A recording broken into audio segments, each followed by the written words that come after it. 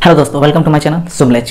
पिछले क्लास में हम लोगों ने अशोक के अभिलेखों के बारे में पढ़ा और आज के इस वीडियो में हम अशोक के अभिलेख को ही कंटिन्यू करेंगे। इसमें कुछ पोर्शन बचे हुए हैं, उसी को आज के इस वीडियो में पढ़ेंगे। तो चलिए दोस्तों, बिना देरी किए हुए आज का क्लास शुरू करते हैं।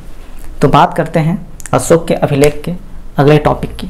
तो बात करें अशोक के पृथक शिलालेख। आगे हम बात करेंगे अशोक के पृथक शिलालेख की। तो प्रथम पृथक शिलालेख की बात करें तो इसमें अशोक ने कहा है सारी प्रजा मेरी संतान है। तो अशोक ने अपने प्रथम पृथक शिलालेख में कहा है कि सारी प्रजा मेरी संतान है। और इसमें अशोक ने कहा है कि महामात्यों तथा न्याय अधिकारियों को निष्पक्ष न्याय करने को कहा है। इसमें अशोक ने साथ में ये भी कहा है कि महामात्यों को और न्याय अधिकारियों को निष्पक्ष न्याय करना चाहिए। तो प्रथम पृथक शिलालेख की बात करें तो इसमें सबसे पहले अशोक ने कहा है कि सारी प्रजा मेरी संतान है और निष्पक्ष न्याय करने के लिए महामात्यों तथा न्याय अधिकारियों को कहा है कि जो भी न्याय होना चाहिए निष्पक्ष होना चाहिए। आगे बात करते हैं तो इसी शिलालेख में हमें आगे क्या मिलता है, तो मनुष्यों को अकारण कैद या यातना ना देना। मतलब अशोक ने कहा है कि मनुष्यों को बिना कारण के कैद में नहीं रखना चाहिए और उन्हें किसी भी तरह का यातना नहीं देना चाहिए। तो ये हमें अशोक के पृथक शिलालेख से मिलता है। कौन से शिलालेख, तो प्रथम पृथक शिलालेख। आगे बात करें तो आगे है कि निष्पक्ष न्याय हेतु प्रति 5वें वर्ष महामात्य नामक अधिकारी भेजने की बात कर रहा है अशोक। और उज्जैन व तक्षशिला में प्रति 3रे वर्ष महामात्य नामक अधिकारी भेजने की बात कर रहा है। तो अशोक के प्रथम पृथक शिलालेख की बात करें तो इसमें सबसे पहले अशोक ने कहा है कि सारी प्रजा मेरी संतान है और अशोक ने अपने महामात्यों को और न्याय अधिकारियों को निष्पक्ष न्याय करने को कहा है। और अशोक ने साथ में ये भी कहा है कि मनुष्यों को बिना कारण कैद में नहीं रखना है और उन्हें किसी भी तरह का कोई यातना नहीं देना है। और निष्पक्ष न्याय करने के लिए अशोक प्रत्येक 5 वर्ष में महामात्य नामक अधिकारी को अपने प्रांतों में भेजता था। और उज्जैन व तक्षशिला में 5 वर्ष के लिए नहीं बल्कि वहाँ पे प्रति 3रे वर्ष में महामात्य नामक अधिकारी भेजता था ताकि न्याय निष्पक्ष हो सके। जितने भी प्रांत थे सभी में प्रति 5 वर्ष में भेज रहा था, किंतु उज्जैन व तक्षशिला में प्रत्येक 3 वर्ष में भेज रहा था। तो ये हमें पता चलता है अशोक के प्रथम पृथक शिलालेख से।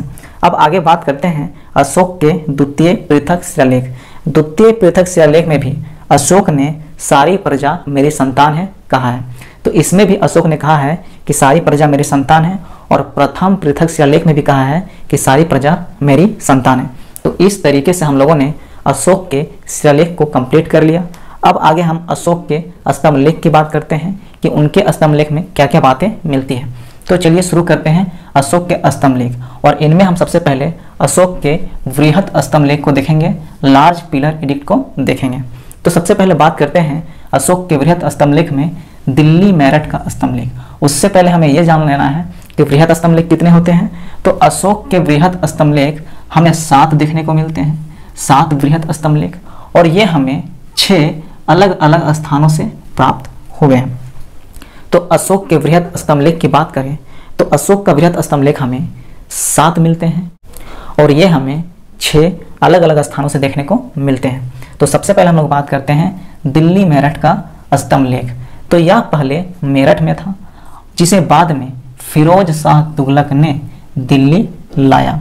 तो जो दिल्ली मेरठ का स्तंभलेख है यह स्तंभलेख सबसे पहले हमें मेरठ में देखने को मिलता है और मेरठ से फिरोज शाह तुगलक इसे दिल्ली ले आता है।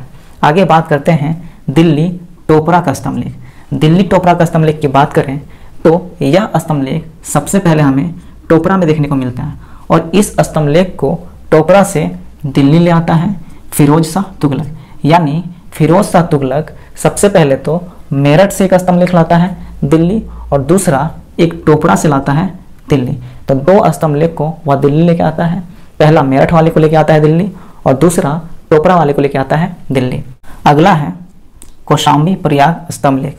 कौशाम्बी प्रयाग स्तंभलेख की बात करें तो इसमें अशोक की रानी कारुवकी का उल्लेख देखने को मिलता है और अशोक के पुत्र तीवर का उल्लेख देखने को मिलता है। तो कौशाम्बी का यानी प्रयाग का जो स्तंभ लेख है उसमें हमें अशोक की रानी कारुवकी का उल्लेख देखने को मिलता है तथा उसके पुत्र तीवर का उल्लेख देखने को मिलता है।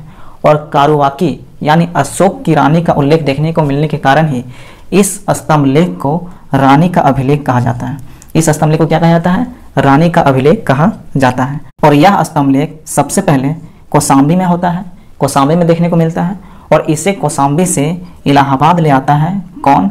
तो जहांगीर इसे इलाहाबाद ले आता है अकबर के शासन काल में। तो यह जो अभिलेख है कौशाम्बी प्रयाग स्तंभ लेख, इस स्तंभ लेख को कौशाम्बी से इलाहाबाद लाया जाता है अकबर के शासनकाल में, लेकिन इसे अकबर नहीं लाता है बल्कि जहांगीर लेके आता है अकबर के शासनकाल में, लेकिन लाने वाला होता है जहांगीर। तो बात करें तो कौशाम्बी प्रयाग स्तंभ लेख से हमें यह समझ में आया कि इसमें हमें अशोक की रानी कारुवाकी का उल्लेख देखने को मिलता है और अशोक के पुत्र तीवर का उल्लेख देखने को मिलता है। और अशोक की रानी का उल्लेख मिलने के कारण इस स्तंभ लेख को रानी का अभिलेख कहा जाता है और यह अभिलेख सबसे पहले कौशाम्बी में स्थित होता है और कौशाम्बी से इसे इलाहाबाद लाया जाता है और यह अकबर के शासनकाल में लाया जाता है, लेकिन लाने वाला जहांगीर होता है। तो इस तरीके से हम लोगों ने अशोक के वृहद स्तंभ लेख को भी समझ लिया। अब आगे बात करते हैं अशोक के लघु स्तंभ लेख की। तो अशोक के लघु स्तंभ लेख यानी शॉर्ट पिलर एडिक्ट की, तो इसमें सबसे पहले हम लोग बात करेंगे सांची लघु स्तंभ लेख जो रायसेन मध्य प्रदेश में स्थित है, एमपी में स्थित है। इसमें अशोक ने अपने महामात्रों को संघ भेद रोकने का आदेश दिया था, ऐसी बात देखने को मिलती है।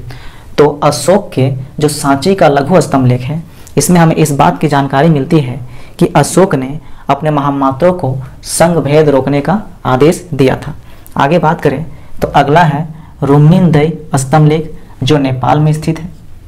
तो रुम्मीनदई स्तंभ लेख में हमें ये जानकारी मिलती है कि अशोक अपने राज्य अभिषेक के 20वें वर्ष रुम्मीनदई लुम्बिनी में आए थे। रुम्मीनदई लुम्बिनी में स्थित है जहां गौतम बुद्ध का जन्म हुआ था। तो अशोक के जो रुम्मीनदई स्तंभ लेख है जो नेपाल में स्थित है, इसमें हमें ये जानकारी मिलती है कि अशोक अपने राज्य अभिषेक के 20वें वर्ष में रुम्मीनदई आए थे, यानी लुम्बिनी में आए थे जहां गौतम बुद्ध का जन्म हुआ था। इस स्तंभ लेख में हमें धार्मिक कर बलि को समाप्त करने की जानकारी मिलती है। तो इस अभिलेख से हमें यह पता चलता है कि अशोक ने लुम्बिनी में यानी रुम्मीनदई में धार्मिक कर बलि को समाप्त कर दिया था और कर का जो भाग है उसको घटाकर 1/8 कर दिया था, यानी 1/8 कर दिया था। तो अशोक के रुम्मीनदई स्तंभ लेख से हमें 3 चीज़ों की जानकारी मिलती है। पहला तो अशोक अपने राज्याभिषेक के 20वें वर्ष रुम्मीनदई आते हैं, यानी लुम्बिनी में आते हैं। अशोक रुम्मीनदई में धार्मिक कर बलि को समाप्त कर देते हैं और कर का जो भाग होता है उन्हें घटाकर 1/8 कर देते हैं, 1/8 कर देते हैं। तो ये सारी जानकारी हमें अशोक के रुम्मीनदई अभिलेख से मिलती है जो नेपाल में स्थित है। अब आगे बात करते हैं तो अगला है निकाली सागर स्तंभ लेख। यह भी हमें नेपाल में देखने को मिलता है, यह भी नेपाल में स्थित है। तो निकाली सागर स्तंभ लेख से हमें यह जानकारी मिलती है कि अशोक अपने राज्याभिषेक के 12वें वर्ष निकाली सागर आए थे। और इस अभिलेख से हमें एक और जानकारी मिलती है कि कनक मुनि के स्तूप का संवर्धन किया था, यानी उनके स्तूप का विस्तार किया था, उन्हें और बेहतर तरीके से बनाया था। तो अशोक के जो निकाली सागर स्तंभ लेख है ये भी नेपाल में स्थित है। तो इससे हमें 2 चीज़ों की जानकारी मिलती है। पहली जानकारी तो ये मिलती है कि अशोक अपने राज्याभिषेक के 12वें वर्ष निकाली सागर आते हैं और इस अभिलेख में हमें यह भी जानकारी मिलती है कि अशोक कनक मुनि के स्तूप का संवर्धन करते हैं, यानी उनके स्तूप का विस्तार करते हैं, उन्हें और बेहतर तरीके से निर्माण करते हैं, कह सकते हैं कि उनके स्तूप को पुनः निर्माण अशोक करते हैं। तो इसकी जानकारी हमें निकाली सागर स्तंभ लेख से देखने को मिलती है। अब सवाल बनता है कि कनक मुनि कौन थे? तो कनक मुनि एक बुद्ध धर्म के भिक्षुक थे, बुद्ध धर्म के आचार्य थे। तो इन्हीं के स्तूप का निर्माण संवर्धन किया अशोक ने, जिसकी जानकारी निकाली सागर स्तंभ लेख से मिली। और निकाली सागर स्तंभ लेख और रुम्मीनदई स्तंभ लेख ये हमें नेपाल में देखने को मिलते हैं। ये दोनों स्तंभ लेख नेपाल में स्थित हैं। तो इस तरीके से हम लोगों ने अशोक के लघु स्तंभ लेख को भी कंप्लीट कर लिया और अशोक के अभिलेख के सारे टॉपिक को हमने क्लियर कर लिया। तो आज का वीडियो यहीं समाप्त होता है दोस्तों। अब हम लोग नेक्स्ट वीडियो में मिलेंगे नेक्स्ट टॉपिक के साथ। तब तक के लिए बाय बाय दोस्तों, जय हिंद।